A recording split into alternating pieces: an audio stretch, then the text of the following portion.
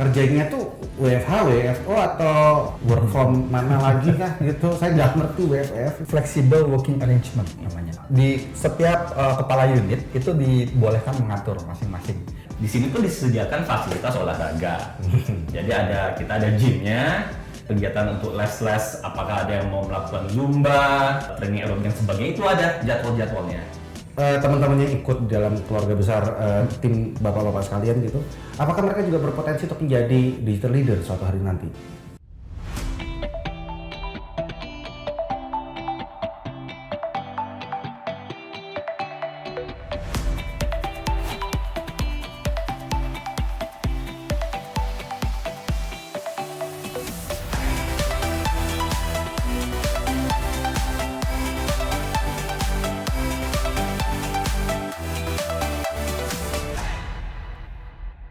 Helipers, ketemu lagi bersama saya dan Seni Suara di Digistar Podcast. Dan kali ini adalah special edition karena kita akan bertemu dengan para leader ya. Inilah dia Digistar Podcast Leaders Edition. Bersama saya dan Seni Suara yang sudah lama tidak bertemu dengan Anda. Saking lamanya saya sudah turun 4 kilo, nggak kelihatan apa? Tuh. Rata. Tapi daripada saya berlama-lama pamer di sini, itu saya pengen memperkenalkan 2 tamu spesial saya, luar biasa spesial. Silakan. Halo bapak-bapak, selamat siang, pagi, sore, pagi ya harusnya ya. Pagi Dennis. Pagi ya gitu. Nah, penasaran nggak siapa beliau ini? Mari kita kenal. Bagaimana Pak? Baik, makasih Silakan. Dennis. Saya Riza Rukmana. Saya di Telkom diamanahi sebagai Vice President Digital Business Strategy and Governance. Waduh, ini berat sekali nih ya sepertinya jabatannya. Lalu itu tugasnya ngapain Pak? Oke. Secara formal. Sesuai namanya, jadi tugas saya adalah dan tim ya menyusun strategi dari digital business untuk membantu membesarkan bisnis digital di Telkom gitu. Oke, siap.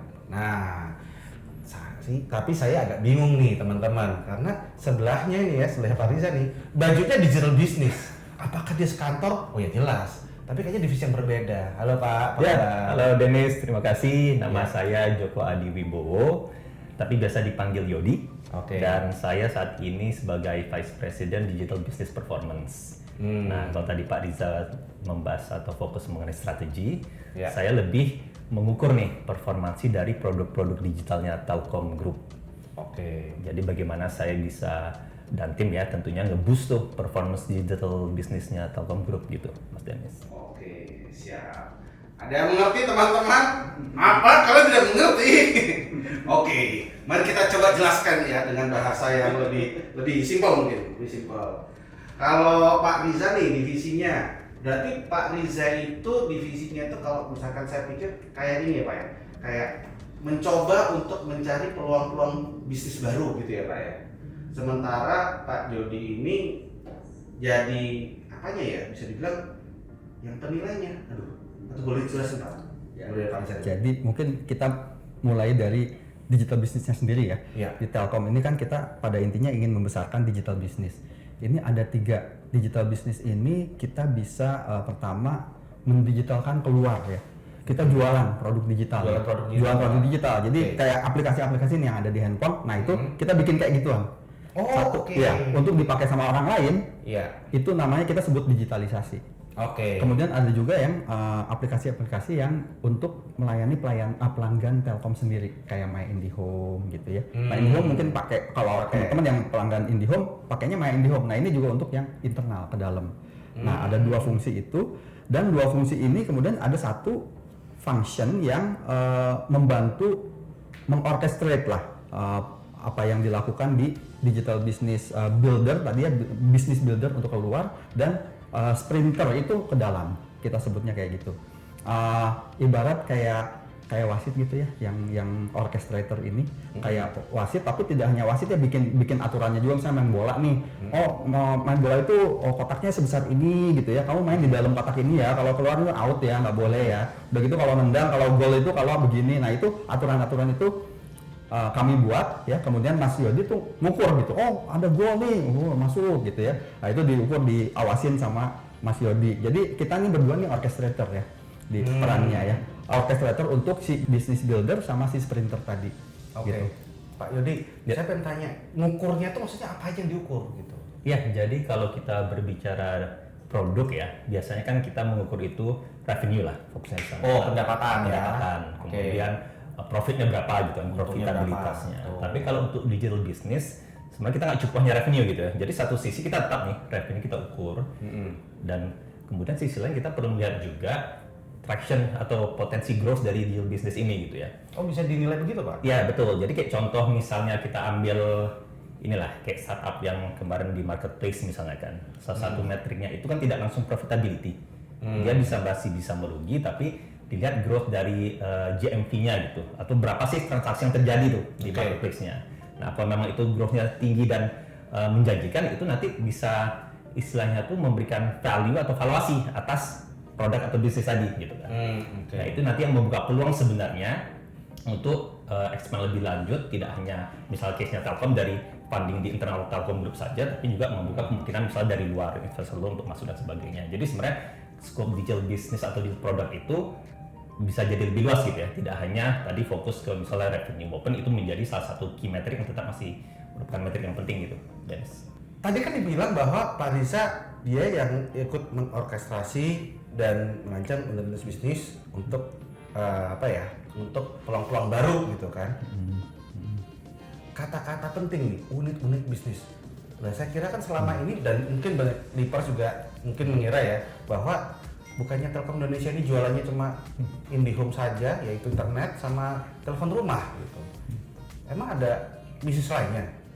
Ya, jadi saat ini memang Telkom kan sangat rely terhadap bisnis connectivity ya. Itu yang membesarkan kita dan sampai saat ini menjadi andalan bisnis kita.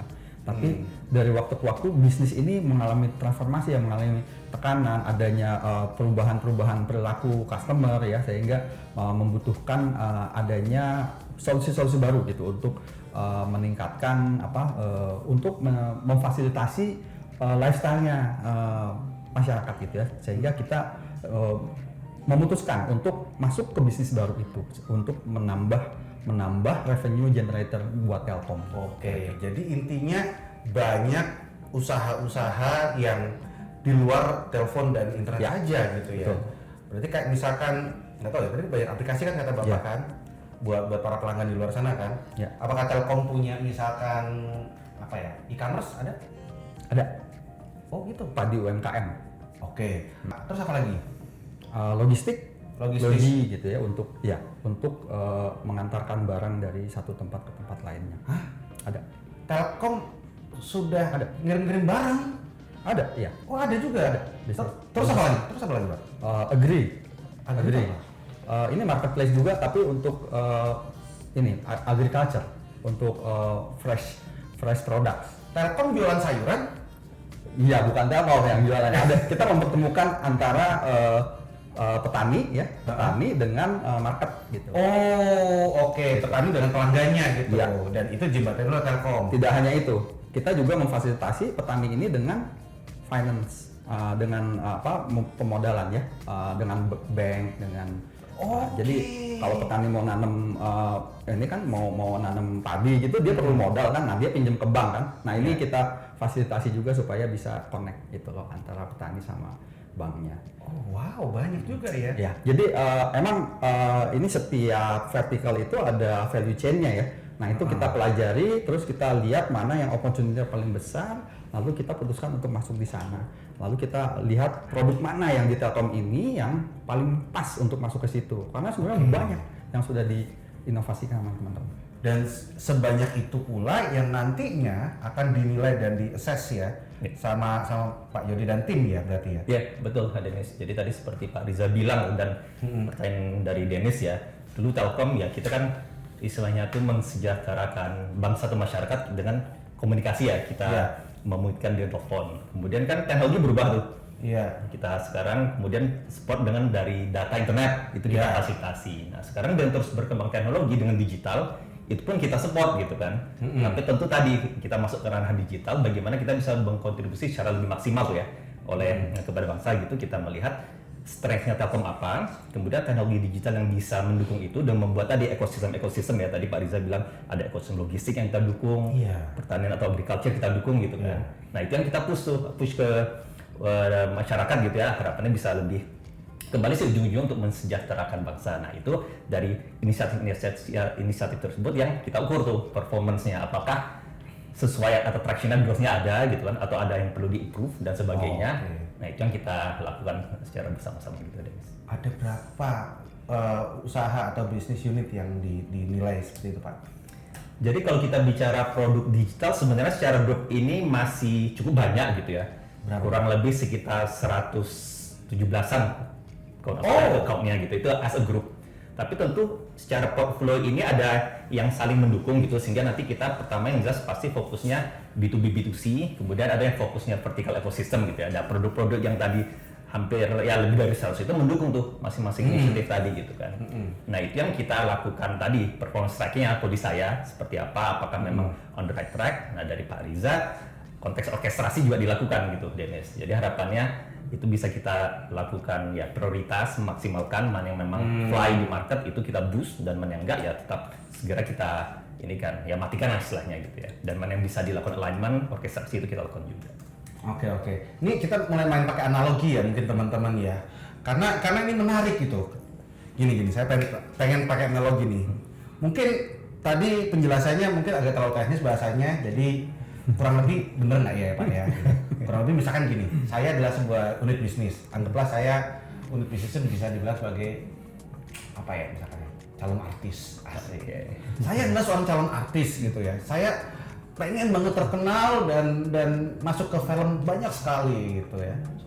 Nah terus saya datang nih ke Pak Riza. Yang Pak Riza lakukan adalah berarti misalkan nih ya, ngasih program bahwa oke, kamu sebaiknya jadi artis di genre horor Den, karena muka kamu penakut gitu. Jarang ada muka penakut seperti kamu Den gitu kan. Tapi dunia film dengan opportunity seperti tersebut, dunia film juga membutuhkan kamu untuk latihan Den supaya kamu tidak buncit dan lebih fit gitu kan. Dan kamu harus less acting lebih banyak gitu. Plus ditambah lagi kalau misalnya kamu terkenal, nanti kamu dapat endorsement brand dari A, B, C, D, E gitu. Potensinya segini Den. Seperti itu Pak, kurang lebih. Udah dijelasin kayaknya. Jadi ya betul.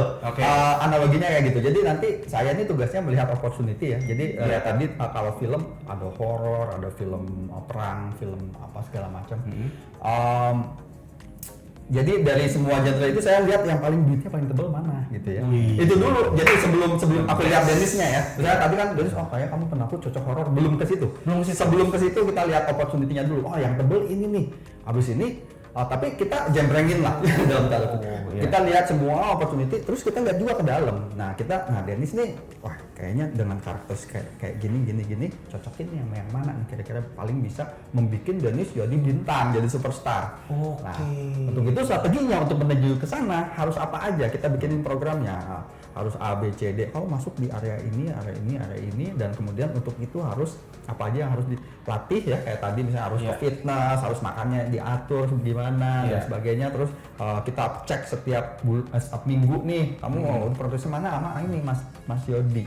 Mas Yodi gitu. Nanti yang ngecek gitu loh, progresnya sejauh apa, kalau ada yang kurang, kalau ada yang perlu diimprove di mana saja gitu. Ya.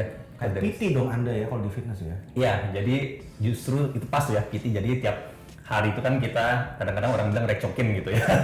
Jadi dia tadi dari Pak Riza sudah men-set ya apa target aim-nya atau North Star-nya udah di-set tuh sama Pak Riza gitu kan. Kemudian termasuk target-targetnya. Nah saya yang bertanggung jawab untuk memastikan tuh tadi Dennis misalnya ingin menjadi artis tadi, sudah sejauh mana nih antara target tadi ya parameter untuk jadi artis itu dengan yang sudah dilakukan gitu kan. Nah kemudian saya juga membantu nih untuk ngasih tahu artis-artis atau calon artis lain juga melakukan ini loh, mereka ada standar-standar atau inisiatif yang mereka lakukan ya, sehingga bisa dilakukan komparasi gitu kan. Nah itu yang secara berkala terus rutin dipantau untuk memastikan tadi mencapai tujuan ya menjadi artisnya gitu kan. Termasuk kalau nanti ada perlu dilakukan fine tuning atau dilakukan misal adjustment ya biar bisa semakin cepat ya untuk menjadi artisnya, itu juga diberikan saran dan masukan gitu. Berarti benar-benar apa ya, bapak-bapak ini divisinya bekerja sangat erat sekali ya. Betul. Oke, tapi sekali lagi tadi cuma analogi saja ya, bukan berarti Telkom bikin idol group gitu ya. belum. Atau ada rencana Pak? Ya untuk produk digital iya gitu. Oh gitu. Jadi produk digital yang jadi artis kan bener kan harus gede gitu loh. Tapi kalian jadi penasaran nggak sih teman-teman Leapers gitu, bahwa di sini ternyata banyak sekali unit usaha atau unit bisnis baru yang mungkin baru kalian dengar gitu loh. Dan mungkin kalian tertarik untuk bergabung di sini gitu loh. Tapi sebelum itu saya pengen pakai mindsetnya Pak Riza tadi, harus tahu dulu gitu loh, opportunity itu seperti apa. Nah kita bisa mulai dari berapa banyak atau seberapa besar sih tim mereka ini gitu. Pak Riza, ada berapa orang di tim Bapak? Saya 20 orang. 20 orang. Pak Yodi ada berapa? Kurang lebih sama 20 juga. Apakah 20 orang yang sama mungkin? Enggak. Oke gitu. Jangan. Langsung ngobrol. Iya. Oke. Masih berasa kurang nggak sih Pak? Wah, kalau bicara kurang nanti kurang terus. Tapi ya kita memang harus fokus ya. Oke. Harus atur. Tapi yang mau dicari itu tim yang seperti apa sih? Orang yang seperti apa sih? Dengan quality yang seperti apa sih? Dari masing-masing divisi? Jadi kalau kita lihat dari situasi Telkomnya nih ya, ya. Telkom tuh di digital bisnis tuh lagi bertaruh nih istilahnya. Kita tuh kalau kita diem aja nggak bertaruh itu udah pasti nggak menang. Gitu. Tapi kalau kita bertaruh juga belum tentu menang juga gitu. Iya. Tapi kita harus.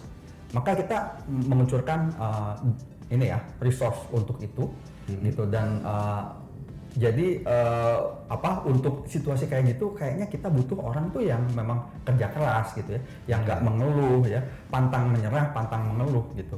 Nah, yang orang yang udah siap dan siap belajar cepat nih, harus agile dia. Kalau misalnya gagal di sini harus cepat switch, harus cepat move on. Kalau misalnya udah putus ya, udah diputusin sama pacarnya gitu ya, oh kamu nggak boleh masuk di sini lagi, kamu harus cari yang lain. Itu harus cepat move on. Jangan, aku pengen sama dia ini. Nah, jangan kayak gitu. Gitu. Jadi kadang-kadang kita kalau ngelola produk kita punya emosional mas. Misalnya, bisa gitu. Misalnya kita udah nggak gedein produk ini inovasi gua gitu, jangan ditutup dong misalnya. Bahkan bisa bucin sama produk sendiri. Luar biasa. Jangan bucin ya penonton. Kok salah sih maksudnya kok salah. Kok bisa gitu ya? Ya, jadi emang susahnya kadang-kadang gitu. Jadi gini. Dulu kita itu karyawan Telkom semua di encourage untuk melakukan inovasi sehingga lahirlah produk-produk inovasi ada 300-an lebih banyak banget ya. Kemudian di market ini produk ini ternyata saling bertumpang tindih. Gitu ya, saling tumpang tindih. Nah, ini kita memerlukan suatu pengaturan yang di sini kamu main, ini kamu jangan gitu. Nah, itu pengaturan itu yang harus diikutin gitu ya. Kalau sama si orkestrator udah bilang begini dan kita sepakati tentunya, nah itu ya udah jangan bucin tadi, mau udah yuk pindah gitu. Jadi orangnya juga ya harus aja ya. Orang yang masuk ke kita nih harus yang bisa segera cepat belajar cepat mas. Oke, harus cepat adaptasi ya. Orangnya harus cepat adaptasi dan bisa kerjasama. Gitu. Itu sih kalau tadi pertanyaannya orangnya kayak gimana ya, kerja keras, bisa agile dan bisa kerjasama. Oke, siap. Nah itu kan kalau ditemui Pak Riza. Pak Yodi gimana? Ya Dennis, jadi kalau secara general soft skill-nya tadi setuju ya, akan sama juga seperti yang dikatakan Pak Riza. Nah kalau konteksnya ke digital ini ya, talent ya, sebenarnya di Telkom pun kita sudah memiliki kriteria skill-skill atau kapabilitas apa saja yang kita butuhkan nih untuk talent digital kita gitu. Jadi saat ini ada sekitar 75 namanya digital skill matrix. Nah itu mulai dari yang technical, developer, data scientist dan sebagainya. Tapi ada juga yang untuk applicable ya di Pak Riza maupun di saya itu yang namanya digital business strategy. Oke. Tadi apa Pak? Matrix? Digital skill matrix. Oke, teman-teman lihat ya. Kamu kerja di Telkom, kamu bisa masuk ke dunia Matrix. Luar biasa. Bisa ketemu Keanu Reeves. Bukan begitu ya? Oh bukan. Itu apa dong? Iya, jadi kalau tadi ya digital skill matrix intinya skill-skill digital apa saja yang kita perlukan. Jadi pasti secara end to end ya, mulai dari yang mengembangkan gitu ya, mulai dari sisi infrastruktur atau aplikasinya dan sampai ke level tadi yang menyusun strateginya. Nah, kalau fokus yang di Pak Riza dan saya konteks yang digital business strategy, orang yang kita butuhkan itu memang orang yang memahami nih dari sisi kebutuhan pelanggan atas layanan-layanan atau solusi digital itu seperti apa. Dia harus bisa mengerti dan which is ya teman-teman yang milenial, mereka actually kan ya segmen target tersebut juga gitu kan. Iya, mereka juga sudah pasti Betul. pelanggan produk digital. Iya, dan pada umumnya sudah memiliki tadi kebutuhannya, keinginan apa, mereka sudah lebih into tuh dibanding mungkin ya generasi-generasi yang sebelum ya. Iya. Jadi sangat fit tuh kebutuhan atau knowledge skill dari teman-teman yang milenial itu. Sehingga nanti pas mereka di posisi itu, mereka bisa memahami kebutuhan, mereka bisa memahami tantangan dalam mendevelop produk digital untuk memenuhi kebutuhan pelanggan seperti apa, dan mengadres ini ke manajemen untuk mendapatkan dukungannya gitu. Oke. Nah, ini lebih jelas nih teman-teman gitu ya. Dan kalau misalkan nih kita masuk sudah ke dalam timnya Pak Rizal dan Pak Yodi gitu. Kerjanya tuh WFH, WFO atau work from mana lagi kah gitu? Saya nggak ngerti WFF ini. Di mana Pak ya?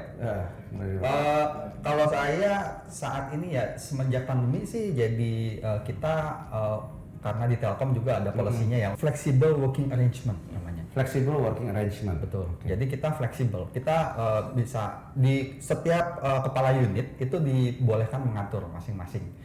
Kalau di saya personally saya lebih suka datang sebenarnya. Saya visit tiap hari sih, saya datang ke kantor gitu loh. Pagi, sore pulang gitu ya.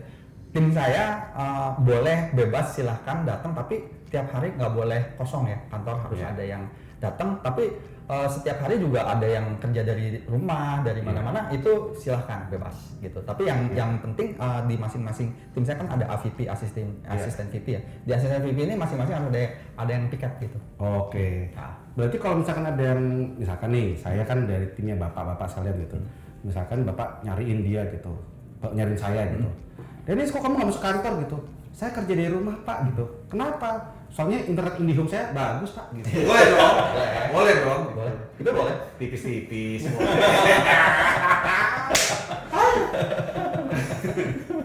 Kalau Bapak Yodi sendiri gimana Pak? Iya betul Dennis, jadi tadi Pak Riza sampaikan ya Telkom itu kita ada policy flexible working arrangement. Ini sebenarnya menunjukkan bahwa Telkom itu sudah menyesuaikan juga ya dengan dinamika environment kerja ya ke depan, di mana memang diakselerasikan dengan pandemi. Dan kondisi saya pun ya tentu mengikuti ya policy tersebut gitu ya. Jadi intinya saya pertama menerapkan ke teman-teman itu level of trust ya yang baik gitu ya. Jadi sama-sama profesional lah kita tahu gitu kan. Kemudian kedua clear bisnis atau goal settingnya. Itu yang saya tanamkan gitu kan, bahwa di unit kita membutuhkan atau ada objektif 1, 2, 3 itu yang perlu kita capai. Nah sehingga once itu sudah clear ke semua teman tim itu, bagaimana mereka istilah itu mengachieve itu, aktivitas apa saja yang mereka lakukan, itu sebenarnya saya sangat open, apakah mau at the office atau at home gitu ya. Yang penting on a weekly basis itu kita lakukan ya kayak scrum meetingnya lah gitu ya, untuk hurdle memastikan is it on the right track gitu, atau butuh support apa nih yang bisa kita dukung bersama agar achieve. Nah itu yang menjadi istilahnya tuh sistemnya ya, untuk memastikan either WFA atau WFO doesn't really ini ya, bisa combination of itu, yang penting business outcome-nya bisa kita capai bersama gitu sih. Oke. Nah ini juga saya lihat berarti sudah ada sistemnya berarti ya di sini. Kunci di situ sudah ada sistemnya. Nah kalau misalkan teman-teman yang ikut dalam keluarga besar tim bapak-bapak sekalian gitu, apakah mereka juga berpotensi untuk menjadi digital leader suatu hari nanti? Ya pasti dong. Pasti ya Pak? Iya. Oke. Iya. Pasti ya. Ini ada 2 orang di sini bilang pasti gitu. Nah boleh tahu nggak Pak gitu, apa yang bisa menjadi apa ya, ketika orang menjadi digital leader ya, dia itu bisa ngapain aja sih Pak? Dan apa yang di-provide oleh bapak-bapak untuk mereka bisa mencapai titik itu? Kalau saya sih terhadap tim ya, intinya kita tuh justru harus untuk menjadi seorang leader yang baik, justru kita harus bisa jadi followernya dulu. Jadi followernya. Jadi follower yang baik. Jadi pengikut yang Jadi baik ya. pertama yang harus dipenuhi adalah kita menjadi follower yang siap untuk memimpin. Gitu. Artinya apa? Ada direction ya dari atasan, kita harus sebagai follower ya ikutin direction itu. Kalau misalnya dia punya pendapat lain, silahkan disampaikan, terus didiskusikan. Kalau sudah diputuskan, tetap harus dijalanin yang apa yang disebutkan oleh leadernya gitu ya. Nah tapi dia artinya untuk menggantikan si leader itu, dia harus siap untuk di posisi itu. Jadi memang harus pertama dari sisi followership-nya dulu, baru habis itu dia menjadi ready to lead gitu loh setelah dia menjadi follower yang baik. Oke. Kalau dari Pak Yodi sendiri?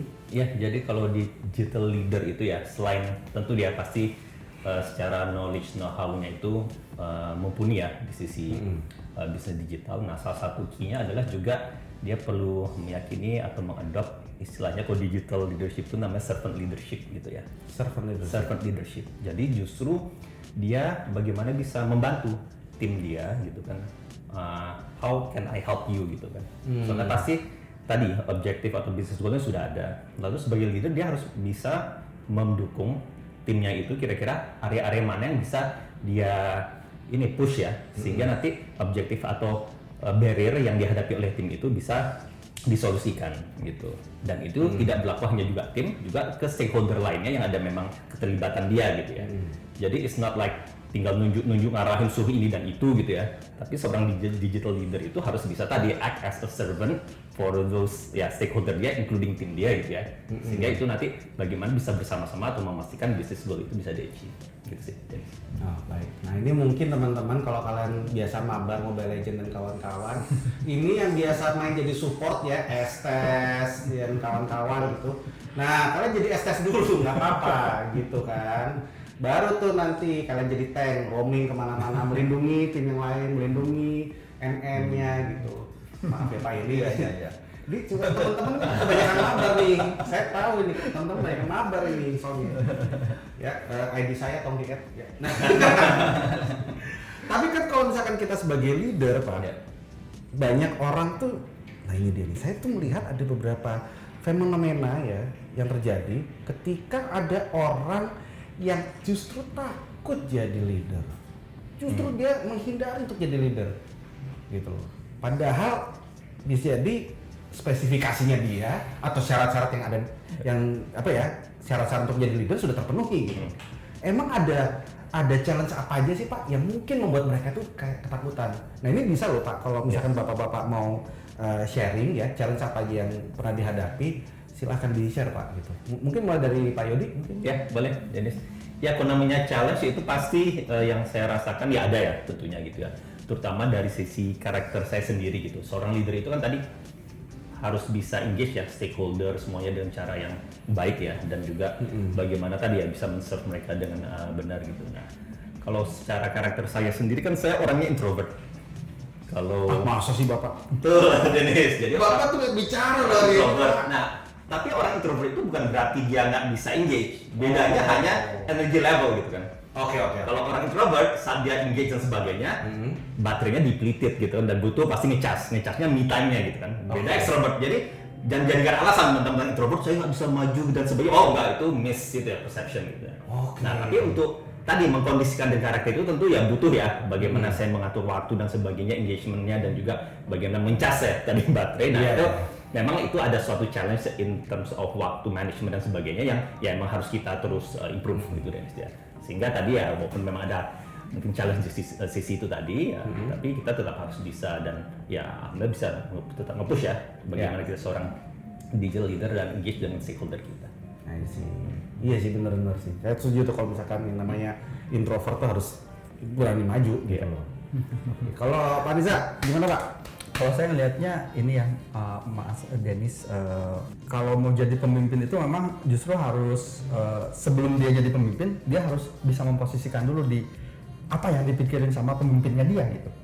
Kalau bisa dia udah tahu gitu, oh kalau saya di posisi itu saya tuh harus apa yang jadi pain points-nya si pemimpin itu, sehingga sehingga si bos gue lagi pusing apa nih gitu, oh lagi pusing si bapak tuh lagi pusing ini, coba lu bantuin gitu loh. Ada inisiatif seperti itu. Jadi kalau si bapak gua bantu ini pusingnya hilang gitu, oh dia tersolusikan gitu loh. Jadi untuk menjadi pemimpin memang gitu dulu gitu, jadi memang harus bisa memikirkan dulu nih. Tadi kalau misalnya orangnya yang dia menghindar jadi pemimpin, mungkin dia bakal pusing terus gitu ya. Oh, gua mau jadi pemimpin, dia pusing terus. Makanya lu bantuin dong gitu loh. Nah itu dia, kadang-kadang kita juga bingung Pak. Kadang-kadang tuh bos-bos itu ya Pak ya, leader-leader itu mereka tuh jago, tapi ketika mereka pusing kita tuh segan pengen nanya gitu loh. Bapak pusing apa sih Pak? Gitu. Ya ini Gimana taktiknya Pak? Biar kita tahu gitu loh cara pikirnya leader-leader kita dan kita tahu apa aja masalah-masalah yang mungkin bisa kita bantu gitu. Iya, komunikasi makanya. Ya harus ada. Kalau saya kan pasti rutin ya, seminggu sekali rutin. Makanya saya perlu ketemu fisik tuh itu. Jadi salah satunya, coba ketika kita masih pandemi ya, memang pada akhirnya semua bisa disolusikan secara remote nih.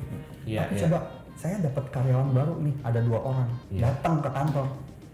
Pas kantor kosong bingung dia mau ngapain, gue nanya sama siapa nih, terus harus apa-apa harus telepon, harus Zoom ya, meeting Zoom. Nah, untuk karyawan baru ini sebetulnya akan lebih sangat terbantu ketika ramai di kantor nih. Gitu. Oke. Jadi bisa nanya kemana-mana. Ya. Intinya komunikasi ya. Komunikasi. Intinya komunikasi. Oke. Nah, itu kan baru satu tantangan Pak gitu. Nah, mungkin saya juga pengen tanya satu tantangan yang lebih global, yang lebih general. Katanya nih Pak, tapi bukan katanya lagi sih. Kita kan sudah lihat sendiri Pak di luar sana bahwa sedang ada yang namanya tech startup winter. Gitu loh.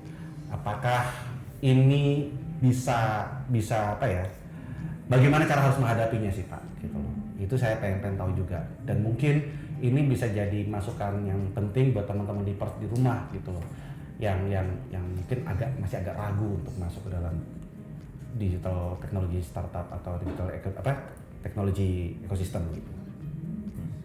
Mau dari mana tuh? Iya. Oke, baik Dennis. Jadi kalau untuk ya winter season itu memang kita lihat ada ini ya, appetite dari investor itu udah mulai berkurang gitu ya. Jadi sebenarnya mereka lebih prudent gitu. Jadi mungkin sebelumnya awal-awal startup muncul itu growth atau traction dari misal tadi ya, contohnya misal e-commerce itu GMV itu yang menjadi metrik utamanya gitu kan. Tapi kemudian sejalan 2, 3, 4 tahun ya investor mulai tanya kan where's the money gitu kan.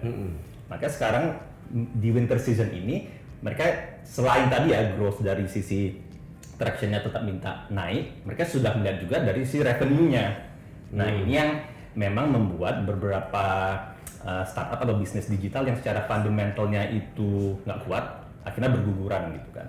Nah, fundamental seperti apa Pak? Nah, fundamental ini kembali tadi kalau kita ngomong revenue pasti sudah ada ya traction yang clear ya, sudah kelihatan, dan secara profitability-nya pun tidak harus saat ini, tapi secara roadmap-nya kelihatan. Nah, sebenarnya ini yang Telkom lakukan dalam kita mengembangkan digital business kita, karena kita tidak bisa burn money ya seperti startup yang lain secara leluasa gitu ya. Kita harus tentu lebih prudent tadi dalam mengembangkan digital business kita gitu.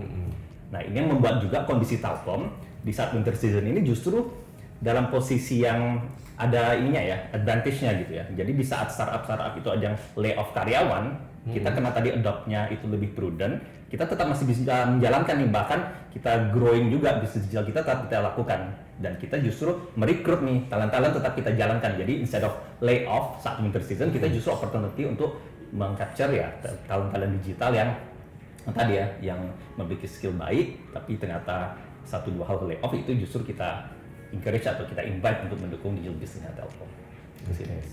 Ya, Pak, kira-kira Pak, saya pengen nanya juga, winter ini berapa lama sih Pak? Ya, jadi kan kalau kita lihat dulu kenapa sih terjadi winter tuh apa ya? Pertama geopolitical tension ya, mungkin ada perang juga tuh ya, pengaruh ya, sehingga beberapa komoditas kan jadi langka. Dengan langkanya komoditi ini harga jadi naik. Dengan harga naik maka terjadi inflasi. Gimana caranya untuk menurunin inflasi? Suku bunga maka dinaikin supaya uang yang beredar di masyarakat bisa disedot gitu ya, masuk ke bank gitu ya. Masuk ke bank. Kan, sehingga jadi nggak kebanyakan uang beredar kan. Nah, dengan situasi itu kan maka investor memikir nih, dia mau spending uangnya untuk berinvest di startup yang mana ini kadang-kadang nih startup cuma ini doang gitu, misalnya nggak mensolusikan produk market yang sebenarnya gitu ya. Itu jadi mereka jadi lebih selektif gitu. Kalau daripada menginvest di startup yang seperti itu, mendingan dia taruh di bank dong gitu ya. Iya. Ya kan? Nah, Udah jelas gitu. suku bunganya naikin kan tadi kan. Iya. Jadi dia dapat return yang lebih baik. Nah, untuk itu maka dia akan selektif memilih memang startup yang benar-benar mensolusikan kebutuhan masyarakat, sehingga pain points-nya customer tersolusikan, sehingga dia menjadi produk yang sustain, ya, tumbuh terus membesar gitu. Nah, untuk produk-produk yang ini ya tetap akan diinvest oleh investor gitu ya. Berapa lama mungkin ya, kalau pertanyaan berapa lama nanti sampai kondisi ekonomi tadi membaik lagi ya. Ya, belum tahu ya itu ya. Belum tahu saya. Ya ini benar-benar situasi sama harus dihadapin sih, kita juga belum tahu juga gitu. Semua orang saya tanya juga begitu, sepintar apapun dia ke teman-teman, kita juga belum tahu. Tetapi biasanya nih Pak, dari krisis atau dari hal-hal yang mungkin menyeramkan seperti ini ya, kondisi winter ya. Biasanya kan setelah winter itu ada spring and summer gitu loh. Dan biasanya yang menjadi pemenang di spring and summer itu adalah tech giants gitu. Dan mereka itu biasanya yang sudah teruji lah oleh winter ya gitu. Nah, kira-kira the next tech giant itu yang bagaimana gitu. Apalagi di situasi yang seperti ini.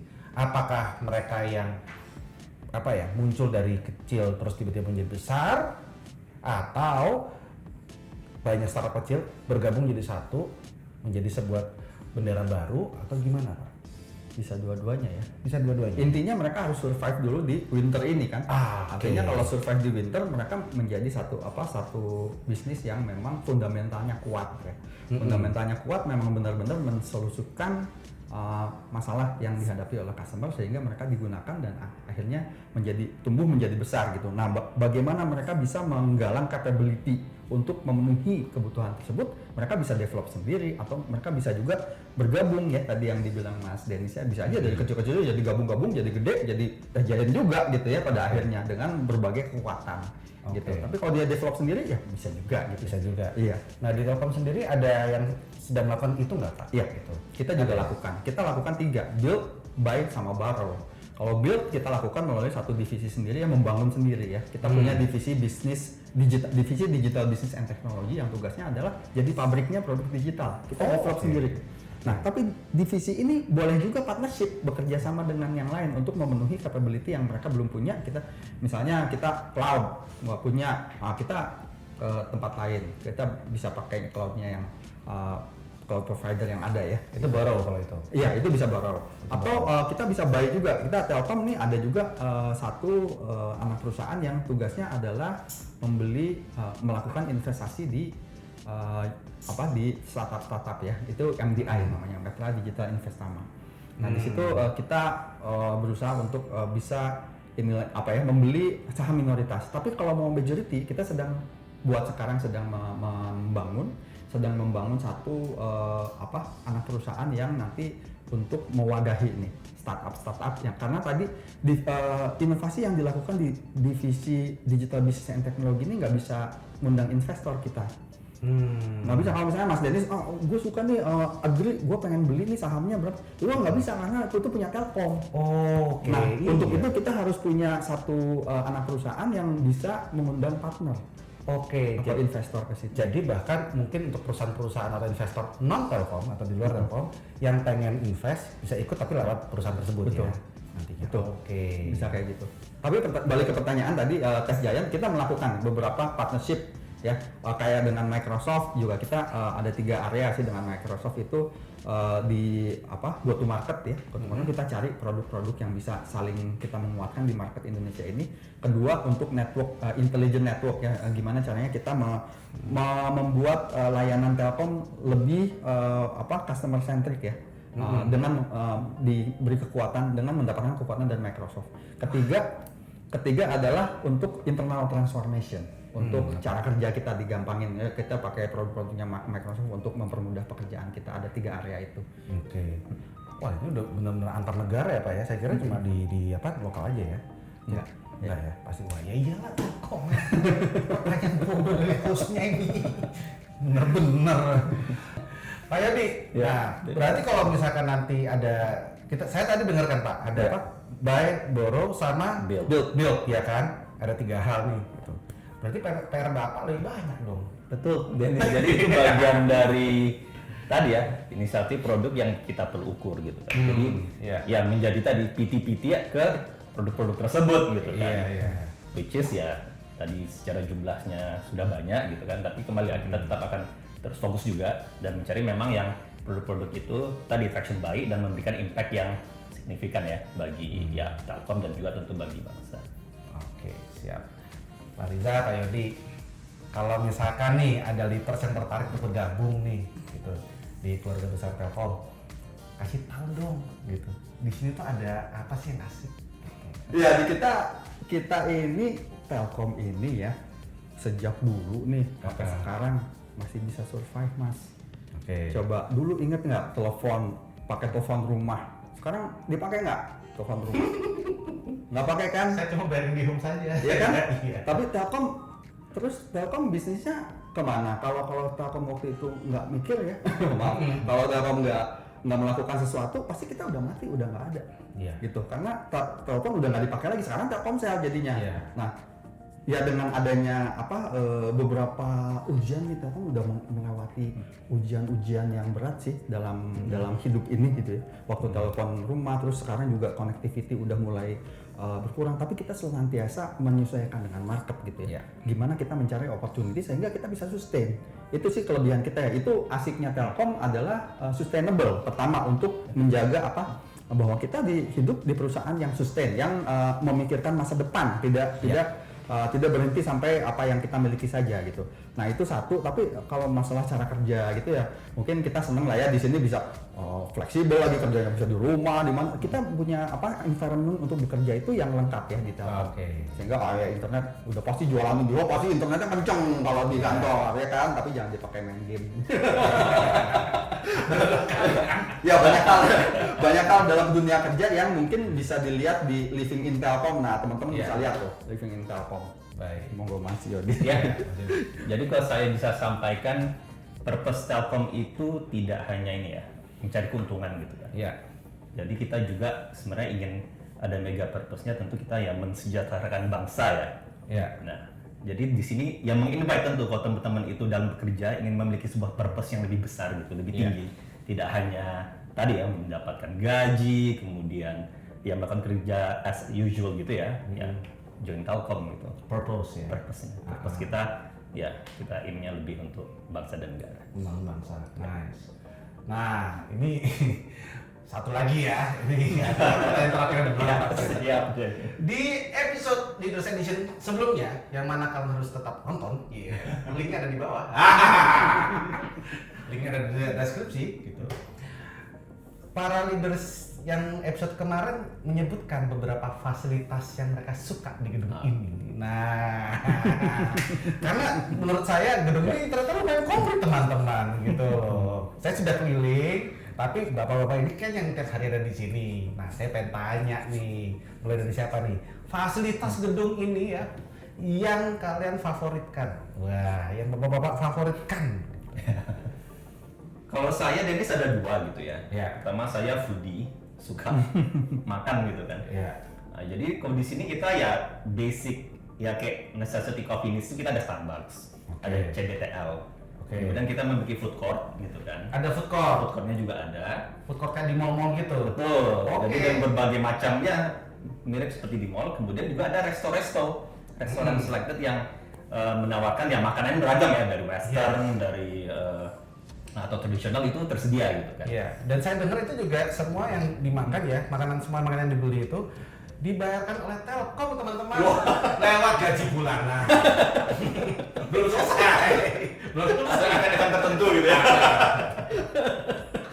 Ya, itu satu tuh. Nah, kedua karena saya suka makan, tapi tentu ya harus bergerak ya. Maksudnya nggak cukup kan hanya makan, nanti ya kolesterol semua naik ya. Di sini pun disediakan fasilitas olahraga. Jadi kita ada gymnya, kemudian ada tadi ya kegiatan untuk les-les, apakah ada yang mau melakukan zumba atau training aerobik dan sebagainya, itu ada jadwal-jadwalnya.